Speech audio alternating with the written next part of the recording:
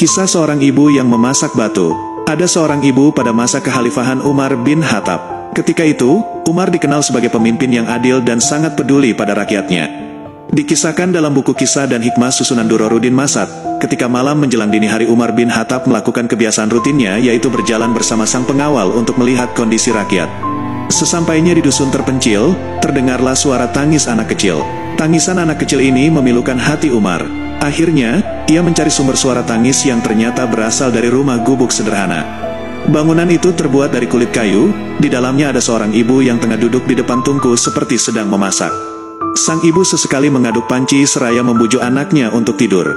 "Diamlah wahai anakku, tidurlah kamu sambil menunggu bubur ini masak," katanya.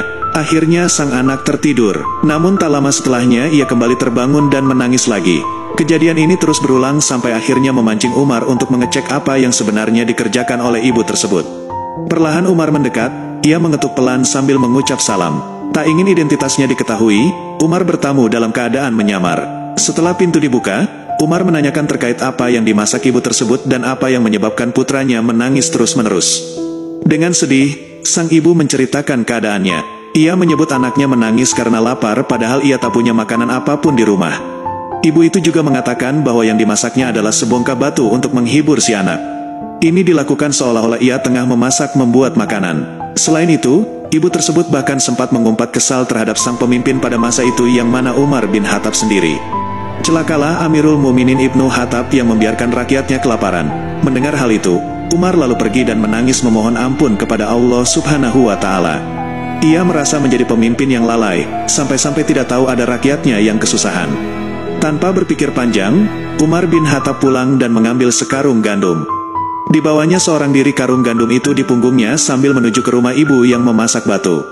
Melihat hal itu, pengawal Umar menawarkan diri untuk membantu. Sayangnya, Umar justru menolak. "Apakah kalian mau menggantikanku menerima murka Allah akibat membiarkan rakyatku kelaparan? Biar aku sendiri yang memikulnya, karena ini lebih ringan bagiku dibanding siksaan Allah di akhirat nanti," kata Umar yang terus membawa karung gandum tersebut.